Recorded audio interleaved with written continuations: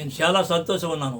ఎందుకంటే ఒకప్పుడు యేసుక్రీస్తు రక్షకుడు అనేవాడిని, కొంతకాలం పోయిన తర్వాత యశ్వామెస్స రక్షకుడు అనేవాడిని. ఇప్పుడు కళ్ళు తెరబడ్డాయి నాకు. ఆ తండ్రి రక్షకుడు, ఆయన నామలోనే రక్షణ, ఆయనే పాపాలు క్షమించమని గ్రహించాను. చాలా సంతోషం ఉన్నాను బాబు. అయితే మనం చెప్పేది లేఖనం సరిపోవాలి. అలా ఉందో లేదో ఆనాడు లేఖనం చూసుకోవాలి. లేఖనం సరిపోతే సత్యము, లేకపోతే అసత్యము. నా పాపాలు ఇప్పుడు ఏంటి కావాలి? ఇప్పుడు నా రక్షకుడు ఎవరు కావాలి? యేసువా, లేకపోతే యేసువా, లేకపోతే అల్లా అని అంటారు. కానీ చదవడం సరిపో. నా రక్షకుడు గురించి యెషయా గ్రంథము 59:1-2.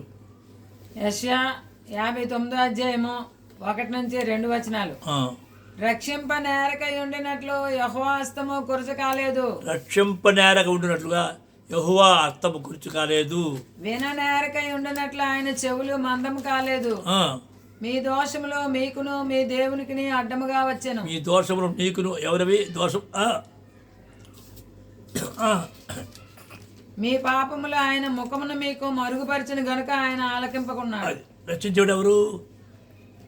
తండ్రి. చూడండి తర్వాత అందులోనే యెషయాలోనే 43:10-11. పాపాలు క్షమించేవాడు కూడా తండ్రి.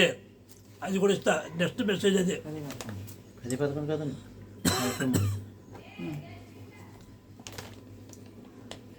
అదే యెషయా 43:10-11 చదవమ్మా. 43:10-11 మీరు తెలుసుకొని నన్ను నమ్మి నేనే ఆయనను గ్రహించినట్లు మీరును నేను ఏర్పరచుకున్న నా సేవకుడును నాకు సాక్షులు. నాకు ముందుగా ఏ దేవుడును దేవుడు లేడు, నా తర్వాత ఏ దేవుడు ఉండడు. నేనే యెహోవాను, నేను తప్ప వేరొక రక్షకుడు లేడు. మరి నేను ఒక తప్ప వేరొక రక్షకుడు లేడు అని ఆయన చెప్తుంటే ఇంకోటి ఉన్నాడు, యేసు ఉన్నాడు అంటాడు, అల్లా ఉన్నాడు. ఏంటి ఇదంతా? నేను తప్ప వేరొక రక్షకుడు లేడు. అందులో 45:20 చదవమ్మా. యెషయా 45:22 భూదిగంతముల నివాసులారా నా వైపు చూసి రక్షణ పొందుడి. శిలువ వైపు చూడాలా, లేకపోతే యెహోవా వైపు చూడాలి? ఒకసారి చూడండి రా. అరే దేవుడును నేనే, మరి ఏ దేవుడును లేడు. బస్ ఎవరి వైపు చూడాలి? ఆ తండ్రి వైపు చూడాలి. శిలువ వైపు కాదు, రక్త వైపు కాదు, ఆయన స్వ వైపు కాదు. అర్థం చేసి లోపలికి వెళ్ళాలా. ప్రతీది కూడా ప్రవక్తల యొక్క పునాది మీద కట్టబడాలా. అదే పునాది. చూడాలా. ఇంకోటి చదవమ్మా. 25:11 కీర్తనలు 25:11 యెహోవా నా పాపము బహు ఘోరమైనది, నీ నామం బట్టి దానిని క్షమింపుము. ఏ నామంలోనూ? యేసునామంలో కాదు, యెహోవానామంలో కాదు, ఆ తండ్రి నామాన్ని పెట్టి క్షమించమంటారు. అది కూడా పాప క్షమాపణ కూడా ఇస్తాను. ఓషేలో సరిగ్గా క్లియర్గా ఉంటుంది. ఓషే 13:4 చూడండి ఒకసారి. హోషేయ 13:4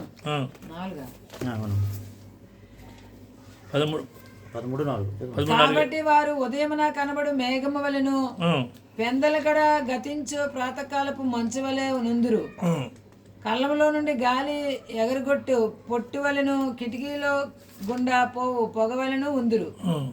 మీరు ఐగుప్తు దేశంలో నుండి వచ్చినది మొదలుకొని యెహోవానగు నేనే మీ దేవుడను, నన్ను తప్ప నీవు ఏ దేవుణ్ణి ఎరుగవు, నేను తప్ప రక్షకుడును లేడు. బస్ నేను తప్ప ఇక్కడ లేడు అని ఆయన చెప్తే ఉన్నాడో నేను చెప్తే ఏంటి ఇదంతా? ఒకసారి ఆలోచించండి. చూడమ్మా ఒకసారి. అసలు నేను చాలా సంతోషంగా ఉన్నాను. ఎందుకు సంతోషంగా ఉన్నాను చెప్తాను. ఇర్మియా గ్రంథము 9:23 చదవమ్మా. 9:23-24 ఆయన ఒకటే రక్షకుడు. ఇలాగ సెలవిచ్చు, జ్ఞాని తన జ్ఞానం బట్టాను. చదువు.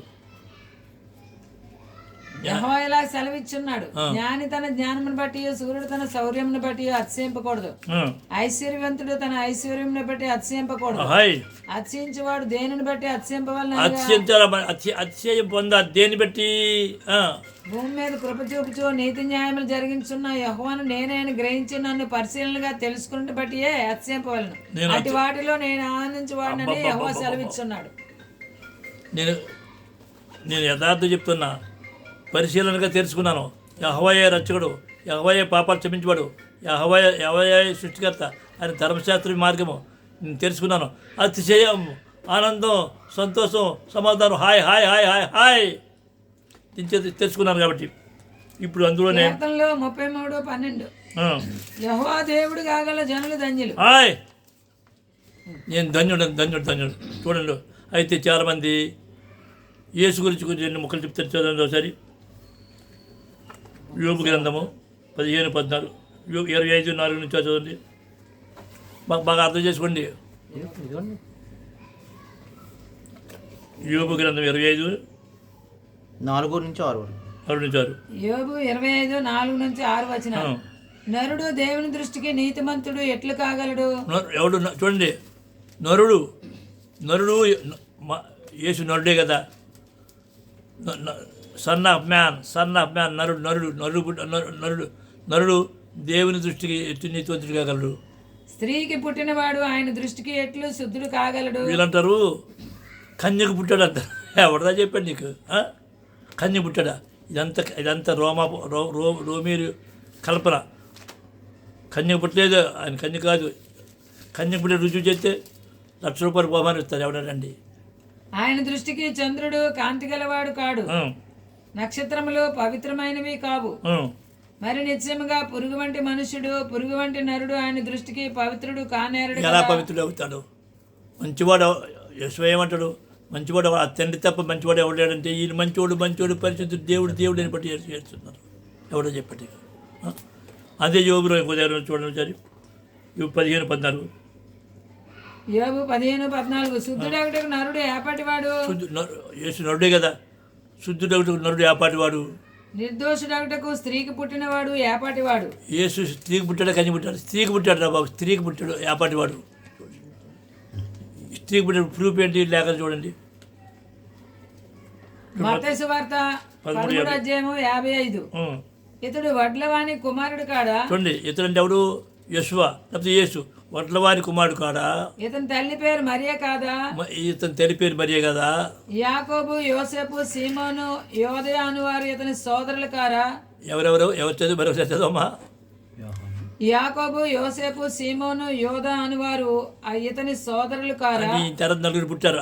ఇతని సోదరీమణులందరూ మనతోనే ఉన్నారు. సోదరిమణి అంటే ఇద్దరు కనీసం 6, 7 పిల్లల తల్లి.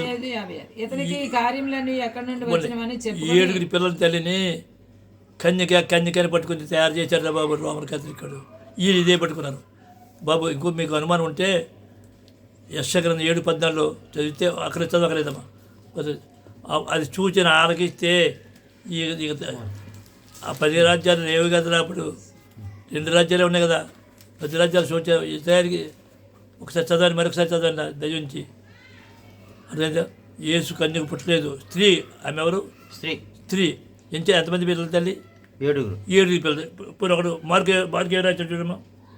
మార్కు 6:2-4 విశ్రాంతి దినము వచ్చినప్పుడు ఆయన సమాజ మందిరంలో బోధించను ఆరంభించినప్పుడు అనేకులు ఆయన బోధ విని ఆశ్చర్యపడి ఈ సంగతులు ఇతనికి ఎక్కడి నుండి వచ్చినో, ఇతనికి ఇయ్యబడిన ఈ జ్ఞానం ఎట్టిది, ఇతని చేతుల వలన ఇట్టి అద్భుతములు చేయబడుచున్నవి ఇదేమి, ఇతడు మరియ కుమారుడు కాదా?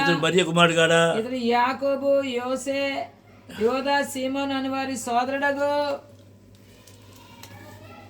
వడ్లవాడు కాడా? ఇతని సోదరీమణులందరూ మనతో ఉన్నవారు కారా? సోదరీమణి అంటే ఒకటి కంటే 2 ఉన్నారు కదా. 4, 2 మొత్తం ఎంతమంది? 7 పిల్లలు తల్లిని పట్టుకుని విషయమే అభ్యంతరపడిరి. మీరు నమ్మిన కొత్త నిబంధన పేరు మీద తయారు చేసిన గ్రంథంలో కూడా 7 పిల్లలు తల్లి కదా. కన్నుకో ఎడతారట. నమ్మడం ఏంటా? సమస్తం పరిశీలించి మీరేందని చూడమంది చూడరా. ఇంకో మాట చెప్తాను ఉంటారా? తర్వాత ఇంకో చూడండి ఒకసారి. యెషయా 42:19. నేను ఎంతగా ఆనందంగా ఉన్నానంటే 42:19. యెషయా 42:19 నా సేవకుడు తప్ప మరి ఎవడు గుడ్డివాడు? బాబు ఇవన్నీ ఈ లోకానికి గుడ్డోడు అయిపోతున్నాయి తప్ప ఈ సమాజానికి, మతాలకి, సంఘాలకి, సమాజానికి గుడ్డోడు అయిపోరా. నా సేవకుడు ఎవడు గుడ్డివాడు? నేను పంపు నా దూత తప్ప మరి ఎవడు చెవిటివాడు? ఎవరు బోల్డ్ మంది అంటారు, ఏదేదో అంటారు. చెవిడి లోక విషయానికి, అక్రమానికి చెవిడి అయిపోవాలా. నా భక్తుడు తప్ప మరి ఎవడు గుడ్డివాడు? చాలు. ఇప్పుడు అంటే అర్థమేంటి? లోకానికి, ఈ సమాజానికి గుడ్డోడై చెవిటోడు అయిపోవాలా. ఎటువైపు చూడాలి? ఆయన వైపు చూడాలి. ఎవరి స్వరం వినాలి? ఆయన స్వరం వినాలి. అందులో అంటాడు ప్రసంగి 2:14 ఆ. జ్ఞాని కన్నులు తలలోనున్నవి. ఈ కంటితో చూసి అంచేత దయించి యేసు రక్షకుడు అన్నవాడు ఇవాళ క్రిస్మస్ చేస్తుంది. అంత మూర్ఖత్వం చూడండి. అసలు పుట్టినరోజు పండుగ చేసుకోవడం శాపం. అవన్నీ చెప్తాను. దయించి అపార్థం చేసుకోవద్దు. నాకు ఫోన్ చేయండి. యేసు రక్షకుడన్నా, యేసు పాపాల కొరకు క్షమింపడినా, యేసు దేవుడన్నా వారు శాపగ్రస్తులు అని లేఖనం చెప్తుంది. రక్షకుడు ఒకడే. ఎవడు? పరమ తండ్రి. సర్వశరీరులకు ఒకడే తండ్రి. ఆయనే రక్షకుడు. అది లేఖన సారాంశం. అది నెక్స్ట్ చెప్పేది ఏంటంటే పాపాలు క్షమించేవాడు కూడా ఆయనే. అది కూడా చెప్తాను. పరమలోకం తండ్రి ఈ మెసేజ్ ఈ వర్తమాన్ని పరిపజేయను కాక యెహోవా నామములో హల్లెలూయా. నా ఫోన్ నెంబర్ చెప్తానండి 9247866811. Professor Ephraim. తర్వాత నా మెసేజ్ చూడండి. Professor Ephraim messages PROF.EPHRAYIM Ephraim MESSAGS messages కొడితే వస్తుంది స్వరూప్. అయితే రెండో భాగం చెప్తాను. ఆ తండ్రి రక్షకుడని తెలుసుకున్నాం. ఆయన నామములో నడుచున్నాం. పాపాలు రక్షణ వస్తుంది. పాపం లేకపోతే యేసు వైపు చూడాలా, శిలువ వైపు చూడాలా, ఎవరి వైపు చూడాలా? లేఖనం ఏమని చెప్తుందో చూద్దాం ఒకసారి. అర్థమైందా? లేఖనం ఏమని చెప్తుందో మనం లేఖనం సత్యము వాక్యము బయలుపరచబడింతో అన్ని వెలుకరుగును తిరుగులేని వారికి అది తిరుగునిచ్చును. అంచేత బాగా అర్థం చేసుకోండి. రక్షకుడైనే, పాపాలు క్షమించుకోడైనే, సృష్టికర్త అయిన ఒకడే తండ్రి, ఒకడే సృష్టికర్త, ఒకడే రక్షకుడు. అర్థమైందా?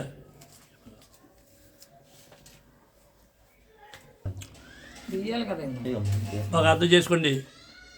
పరలోకమందున్న తండ్రి నా ఏర్పరి నన్ను తల్లి గర్భంలో రూపించబడు, పిండముగా పడిపోకుండా కాపాడినవాడు, శిశువుగా రప్పించబడు, పలుమారులు ప్రమాణాలు ఢిల్లీలో, బొంబేలో, బెంగళూరులో, కొచ్చిన్లో, అహ్మదాబాద్లో నన్ను కాపాడినవాడు ఆ తండ్రి నామలో చెప్తున్నా. ఆయనే రక్షకుడు, ఆయనే విమోచకుడు, ఆయనే సృష్టికర్త, ఆయనే పాపాలు క్షమించేవాడు, ఆయనే మన్నించేవాడు. ఆయన వైపు చూడాలా. ఆయనతో వేరొక రక్షకుడు లేడా? ఇవన్నీ కల్పితాలు. ఇవన్నీ కావాలంటే లిటరేసి పంపిస్తాను. నా ఫోన్ చేయండి, వీడియో పంపిస్తాను. వీడియో కాదు, మెసేజ్ పంపిస్తాను, వాట్సాప్ పంపిస్తాను. చదివినైనా నిర్గమకాండము 15:26 చూడండి. పాప క్షమాపణ గురించి మాట్లాడుతున్నప్పుడు చదువు.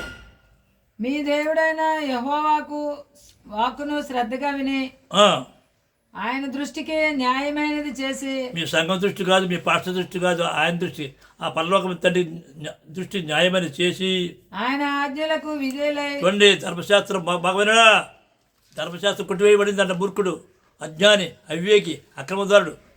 ధర్మశాస్త్రం స్థిరపరచబడిందని యోషువ చెప్పాడు, అల్లా కూడా చెప్పాడు స్థిరపడింది. ఆయన కట్టడలన్నింటినీ అనుసరించి నడిచిన ఎడల, అన్నింటినీ నడాల, కొన్నింటినా అన్నింటి నడ. ఈడేమి చెప్తాడు? లోహవాడు 7 వడదా చెప్పాడు నీకు. అన్ని నడిచిన ఎడల నేను ఐగుప్తులకు కలుగు చేసిన రోగంలో ఏది మీకు ఏ రోగం రానివాడు. నిన్ను స్వస్థపరచు యెహోవాను నేనే. స్వస్థపరచువాడు ఎవరు? ఆయనే. ఎవరు రోగాలు స్వస్థపరచువాడు ఎవరు? పర్వతండ్రి. పర్వతండ్రికి స్తోత్రం. హల్లెలూయా. 2 వచ్చేది 34 చదువు. నిర్గమకాండము 34:9. ప్రభువా, నా మీద నీకు కటాక్షము కలిగిన ఎడల నా మనవి ఆలకించము. దయచేసి నా ప్రభువా మా మధ్యన ఉండి మాతో కూడా రావలెను. వీరు లోబడినోళ్ళని ప్రజలు మా దోషమును పాపమును క్షమించి మమ్మను నీ స్వాస్థ్యముగా చేసుకొని మనను. ఎవరు పాపాలు క్షమించేవాడు? ఎవరు అడుగుతారు బాబు? యేసు వైపు చూస్తారా? ఎవడరా చెప్పండి నీకు? పాపాలు క్షమించేవాడు తండ్రి. పరమ తండ్రి స్తోత్రం. మీకు ఇంకా మీకు క్లియర్గా కావాలంటే 2 సమూయేలు 12:13 చదవమ్మా. 2 సమూయేలు 12:13. నేను పాపం చేసినని దావీదు నాతానుతో అనగా. ఎవరు? దావీదు నేను పాపం చేసినంటే నాతానుతో అనగా, నాతాను నీవు చావకుండానట్లు యెహోవా నీ పాపమును పరిహరించెను. ఎవరు పరిహరించారా? ఎవరు బాబు? ఎవరు చెప్పరా? ఎవరు? తండ్రి. యేసు వైపు చూశాడా? మరి వైపు నో బలి అని ఉడితే ఇవన్నీ కూడా మామూలు. మరి వాళ్ళ పాపం పోదు, ఆయనే క్షమించాడు. మరి ఒకసారి చదవండిమా, చదవమ్మా. కీర్తన 103:3, 12. కీర్తనలు 103 3వ వచనము 12వ వచనం. ఆయన చేసిన ఉపకారం, ఆయన నీ దోషములన్నింటినీ క్షమించేవాడు. ఎవరు? దోషములు అన్నా కొన్నా అన్ని నీ సంకటములన్నిటినీ కుదుర్చువాడు. ఎవరది? పరమ తండ్రి. 12వ వచనం చదవమ్మా. 103 కీర్తన 12. పడమటికి తూర్పు ఎంత దూరమో, పడమటికి తూర్పు ఎంత దూరమో ఆయన మన అతిక్రమములను మనకు అంత దూరపరిచాడు. ఆయన మన అతిక్రమం అంత దూరపరిచాను.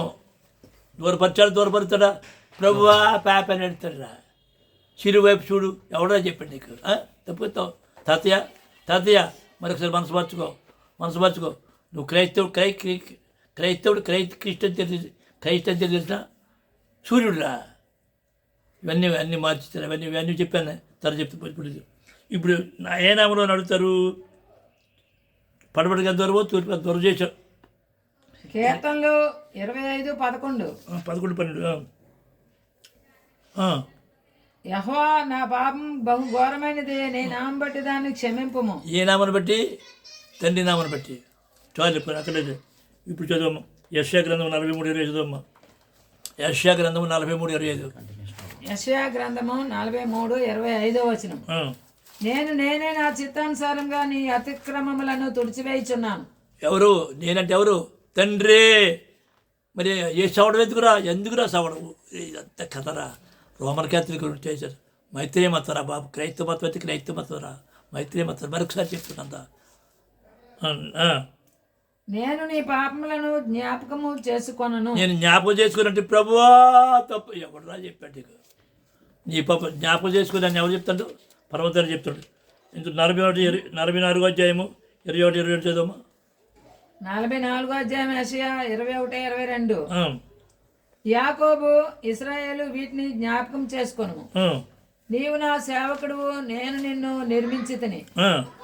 ఇశ్రాయేలు నీవు నాకు సేవకుడివై ఉన్నావు, నేను నిన్ను మరిచిపోజాలను. మంచు విడిపోవునట్లుగా నేను నీ అతిక్రమములను, మబ్బు తొలగినట్లుగా నీ పాపములను తుడిచివేసి ఉన్నాను. తుడిచివేసి ఉన్నాను. పర్వతానికి స్తోత్రం. హల్లెలూయా. చదవమ్మా. ఇప్పుడు ఏం చేసావు? యెషయా 6వ అధ్యాయం 6-7 చదువు. యెషయా 6వ అధ్యాయము 6-7. అప్పుడు ఆ శరాపులలో ఒకడు తాను బలిపీఠము మీద నుండి కారుతో తీసిన నిప్పును చేత పట్టుకొని నా యొద్దకు ఎగిరి వచ్చి నా నోటికి దాన్ని తగిలించి, ఇది నీ పెదవులకు తగిలిన గనుక నీ పాపమునకు ప్రాయశ్చిత్తమాయెను, నీ దోషము తొలగిపోయాను అని. హల్లెలూయా. పాపానికి ప్రాయశ్చిత్తం అయిపోయింది, దోషాలు కలిపింది. ఏ సౌడు ఎందుకురా? బలిందా? ఎవడు? సిలువైపు చూస్తావా? అసలు పసకా కొన్ని పిల్లలు పాపం పోద్దా? రోజుకి వెళ్ళండి. మీ మేరు కూడా చెప్తున్నాను. పెద్దవాడు వయసు అయిపోయింది, 85 సంవత్సరాలు. నిజమే, వయసు అయిపోయిన కొద్ది జ్ఞానం పెరుగుతుందని తెలీదా? చేదస్తం ఉంటుంది. చేదస్తవా వాక్ జ్ఞానం చూసుకో. ఒకసారి చూడమ్మా. యెహెజ్కేలు 18వ అధ్యాయం 21-22. అయితే దుష్టుడు తాను చేసిన పాపములన్నిటినీ విడిచి నా కట్టడలన్నిటిని అనుసరించి నీతిని అనుసరించి న్యాయం జరిగించిన ఎడల అన్ని నడాలా కొన్ని నడాలా అతడు మరణం నొందడు, ఆవశ్యంగా అతడు బ్రతుకును. శబాస్. అందులోనే 27-28 చదవమ్మా. యెహెజ్కేలు 18వ అధ్యాయము 27-28 వచనాలు. మరియు దుష్టుడు తాను చేయుచు వచ్చిన దుష్టత్వము నుండి మరలి. ఒకరితో చెప్పండి, నేను యథార్థ దుష్టుడిని, దుర్మార్గుని, అన్నీ నిజము. కానీ మనసు మార్చుకున్నాను. ఆయన వైపు తిరిగాను, చేతులు చెప్పాను, నా పాపాలు క్షమించాడు తండ్రి. నేను ఇవాళ నా పాప క్షమాపణ పొందాను. సంతోషవంతురా. మరియు దుష్టుడు తాను చేయుచు వచ్చిన దుష్టత్వము నుండి మరలే నీతి న్యాయములు జరిగించిన ఎడల. నీతి న్యాయం బలగొడు. నీతేది? ధర్మశాస్త్రం. ద్వితీయోపదేశం 4 చెబితే నీతి ఏదంటే ధర్మశాస్త్రము. తోర నీతి న్యాయం తోర పఠించిన ఎడల తన ప్రాణము రక్షించుకొనును. అతడు చాలా అందులో 36 అధ్యాయం 29 అతడు ఆలోచించుకొని తాను చేయుచు వచ్చిన అతిక్రమ క్రియలన్నిటినీ చేయక మానిన గనుక అతడు మరణమును అందక అవశ్యముగా బ్రతుకును. ఈ భూమిని ఆకాశాన్ని సూర్య చంద్రాలను నక్షత్ర మండలాన్ని సర్వాన్ని సృష్టిస్తున్నామరు. నన్ను తల్లి గర్భ రూపునామరు. నేను దుర్మార్గుడినే, అన్యాయస్తుడినే, అన్నీ నేను వ్యభిచారిని. కానీ మనసు మార్చుకున్నాను. తండ్రి నీవు తప్ప నాకు రక్షకుడు నీవు నీ నామను నా పాపలు క్షమించి అనుకున్నాను. నేను మనసు మార్చుకొని నూతనపరచబడ్డాను. తండ్రులు ఆనందిస్తున్నాను,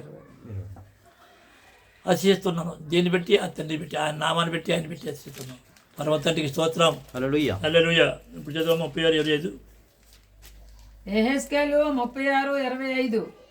మీ అపవిత్రత యావత్తు పోవునట్లు నేను మీ మీద శుద్ధజలము జల్లుదును. మీ విగ్రహముల వలన మీకు కలిగిన అపవిత్రత అంతయు తీసివేసేదను. అలాగే 37 యెహెజ్కేలు 37:22, 23. వారికి మీదట ఎన్నటికి రెండు రాజ్యములుగాను ఉండకుండానట్లు ఆ దేశంలో ఇశ్రాయేలీల పర్వతముల మీద వారిని ఏకజనముగా చేసి వారందరికీ ఒక రోజున నియమించేదను. తమ విగ్రహముల వలన గాని తాము చేసి ఉన్న ఏ క్రియల వలన గాని ఏ అతిక్రమ క్రియల వలన గాని వారికి మీదట తమను అపవిత్ర పరుచుకొనరు. తాము నివసించిన చోట్లన్నిటిలో వారు మానక పాపం లెక్కల చేయకుండా వారిని రక్షించి వారిని పవిత్రపరిచెదను. వారు నా జనులగుదురు, నేను వారికి దేవుడు. ఇంకెవలేదు. ఎప్పుడు అవుతారు? ఎవరు చేస్తారు? యేసు కాదురా, ఆ పర్వతండి యెహోవా నామములో రక్షణరా, యెహోవా ఆయనే రక్షకుడురా. ఆయన మరొకసారి చెప్తున్నా, పరలోకమంత తండ్రి నన్ను తీర్పు తీర్చును కాక. ఆయనే నా తీర్పరి, ఆయనే నా రక్షకుడు, ఆయనే నా పాపాలు క్షమించబడు, ఆయనే నన్ను తిరిగి చూపించు, ఆయనే 85 సంవత్సరాలు ఆరోగ్యం ఉంచినాడు. ఆయనే హల్లెలూయా, ఆయనకే మహిమ కలుగును కాక. చదవమ్మా. యెహెజ్కేలు 11:19-20. వారు నా కట్టడలను నా విధులను అనుసరించి గైకొన్నట్లు నేను వారి శరీరంలో నుండి రాతి గుండెను తీసివేసి వారికి మాంసపు గుండెను ఇచ్చి వారికి ఏక మనస్సు కలుగు చేసి వారి యందు నూతన ఆత్మ పుట్టింతును. అప్పుడు వారు నాకు జనులై యందురు, నేను వారికి దేవుడినై యందును. జరుగుతుంది. ఇప్పుడు చదవండి. మేకా సువార్త 7:18. మేకా సువార్త 7:18-19 చదవండి. మేకా సువార్త 7:18-19. తన స్వాస్థ్యములో శేషించిన వారి దోషమును పరిహరించి. అందరు కాదు, ఎవరు శేషించిన వారంటే మీకు అంత పోతారు, రాలిపోతారు, ఈడు రాలిపోతారు, 3 వంతులు రాలిపోతారు రా. వారు చేసిన అతిక్రమముల విషయమై వారిని క్షమించు. దేవుడవైన నీతో సముడైన దేవుడున్నాడా? క్షమించేది ఎవరు? తండ్రి. ఆయన కనికరము చూపుడు యందు సంతోషించేవాడు గనుక నిరంతరము కోపముంచడు. ఆయన మరలా మన యందు జాలిపడును, మన దోషములను అణచివేయును. వారి పాపములన్నిటినీ సముద్రపు అగాధములో నీవు పడవేతువు. పూర్వకాలమున నీవు మా పితరులైన అబ్రహాము యాకోబులకు ప్రమాణం చేసిన సత్యమును కనికరమును నీవు అనుగ్రహింతువు. క్రైస్తవ్యం ఎంత అజ్ఞానంలో ఉన్నదంటూ, అజ్ఞానం లేదంటవా? రబ్బీ బాధలు ఏంటి? ధర్మశాస్త్రం అంతా పాటించాలంటే చాలు 7 జ్వాలు అంటాడు ఆడు. ఏంటి ఇదంతా? ధర్మశాస్త్రంలో పరిశుద్ధ నామానికి మహిమ ఇస్తే లేదు, మార్చేసారు, మార్చి అదోనే అంటారు. ఏంటి ఇదంతా? పిచ్చిగా. సంఖ్యాకాండం 14-19 జరుగుతుందమ్మా. సంఖ్యాకాండము 14:19-20. ఐగుప్తులో నుండి వచ్చినది మొదలుకొని ఇది వరకు నీవు ఈ ప్రజల దోషమును పరిహరించి ఉన్నట్లు నీ కృపాతిశయమును బట్టి ఈ ప్రజల దోషమును దయచేసి క్షమించమని యెహోవాతో చెప్పగా. దోషాలు క్షమించమని ఎవరితో చెప్తాడు? యేసుతోనా? యెహోవాతో చెప్పగా, యెహోవా నీ మాట చెప్ప నేను క్షమించున్నాను. ఎవరి మాట చెప్పినా? పరలోకమందు మోషే మాట చెప్పు. మోషే అంటే నాయకుడి కట్టుబడి పోన్లే. పరమతండ్రికి స్తోత్రం. హల్లెలూయా, హల్లెలూయా. నాయనరా, అబ్బా, క్రైస్తవం అంత అజ్ఞానంలో ఉన్నదా లేదా? అక్రమంలో లేదా? అవిధేయత లేదా? అందుకని అరగంటే బాధ వచ్చి పడిపోతుంది. అయితే అంధకారం కలిగించింది ఆయన. ఆరు మారిపోతారు, ముస్లిమ్స్ మారిపోతారు. శాస్త్రం ఒకటే తండ్రి, ఒక జనం అయిపోతారు. సత్యం ఇది. పరలోకం అంటే నాకు తీర్పరి. పరమందున తండ్రి నా మనోనేత తెరిచాడు, సత్యానికి హెంపచేశాడు, ఆయన చూసే కొనిచ్చాడు, ఆయన స్వర్వి చివరించాడు. ఆయనకే చెబుతూ ఆయనే మహిమా ఘనత కలుగునుగా, ఆయన నామానికే ప్రచురి కలుగుగా, ఆయన నామానికే ఘనత కలుగుగా. యెహోవా నామములో హల్లెలూయా. నెంబర్ చెప్తానండి, 9247868811. Professor Ephraim message PROF.EPHRAYM MESSAGES. షలో.